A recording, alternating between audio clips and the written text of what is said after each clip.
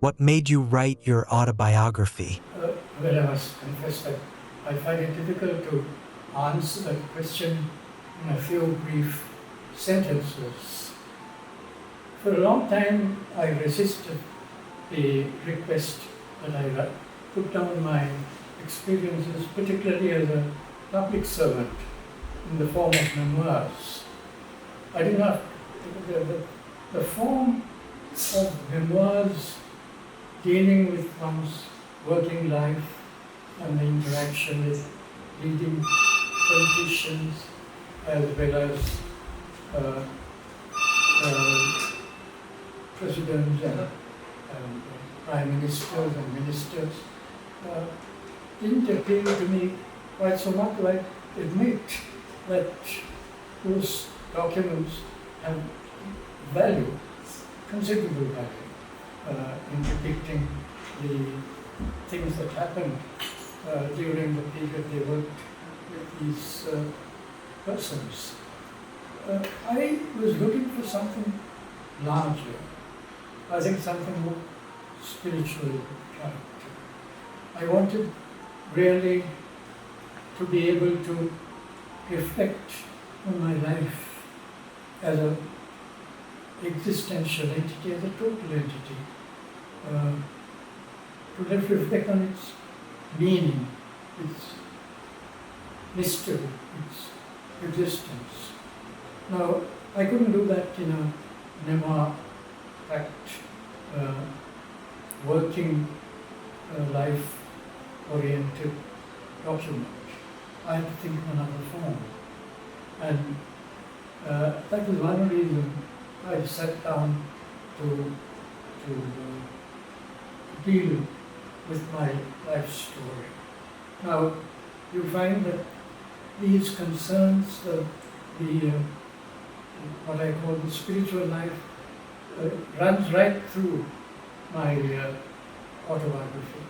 And you can ask the questions regarding that, and I will give the answer. The second reason was something more specific, something more historical, something to do with my actual life as lived. Now, that really came from a more historical perspective. I was born as an English-educated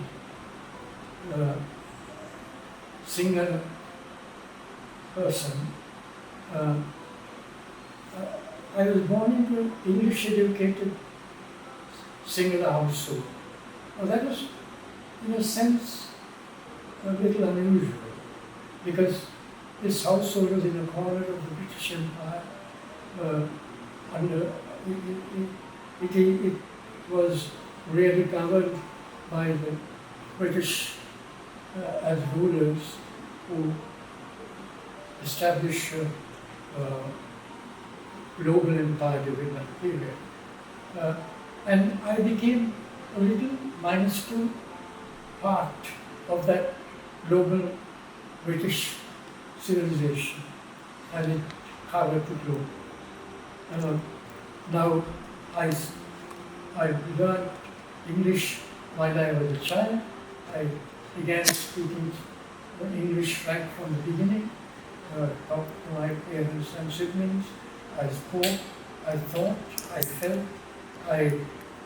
All my ideas and images that went through my mind were defined in English. And this phenomenon of being an English-educated child in a singer society needed reflection, needed closer examination. It created many selves in me. A self which was able to talk to the singular people in singular, but largely a self which talked in English. And as I went out into the world, these selves increased in number. I will talk about this because my autobiography is about the many selves that resided within me with all its contradictions. Then the second reason, I'm sorry, that was the second reason, the reason that I was an English educated person in a single society. And then the third reason was the means that I was adopting, autobiography. It seemed to me, as I read large number of autobiographies, all types, autobiographies of working lives, autobiographies of saints, and autobiographies of people who spent a lot of their autobiography on their spiritual life, like Thomas Merton recently. Can you tell us something about the structure of the book? You see, the way I approached autobiography as a narrative going through the life cycle and looking at how values were formed, how the three parts to which I referred to, how the part where it was British product, the part where I sought a spiritual meaning, part where I was looking at as a confession, as a self-examination. Now, those enable me to organize the autobiography. I'm afraid that not everyone will find all parts of the autobiography interesting. They will probably find a lot of the stuff which deals with the North-South dialogue, with the global discourse on development, the new international economic order, a little, out of their reach, as it were. Those who are not interested in development issues for themselves, less global concerns. Those who are interested in the kind of changes that have taken place, the new generation that has come, who would like to know what life was as it was lived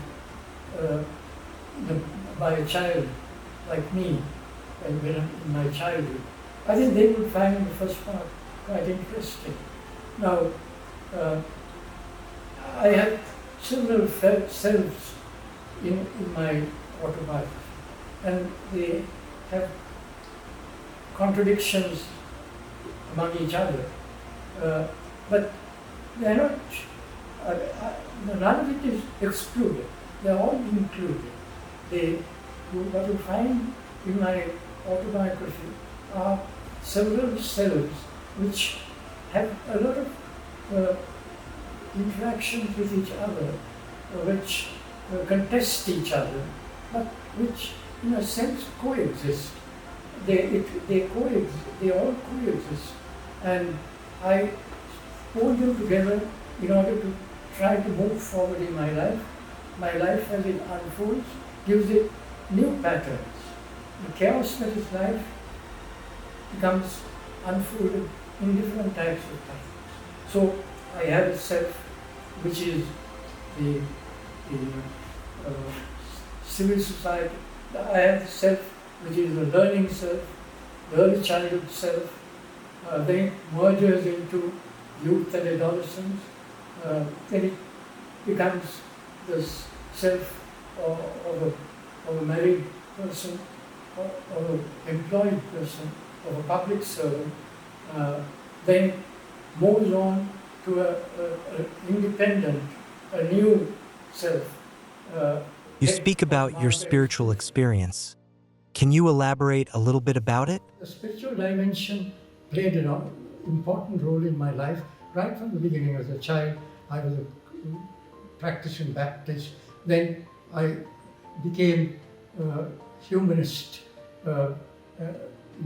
When I broke away from the Christian religious beliefs and became atheistic in my orientation, I acquired a new set of scriptures world literature became the set of scripture that gave me access to a whole set of human values.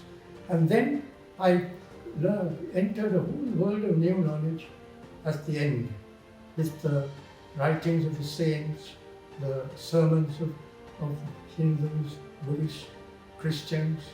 Now this became a world into which I could enter without any difficulty, without any obstruction, because communication technology had advanced to the point where I could access them at any time I wish.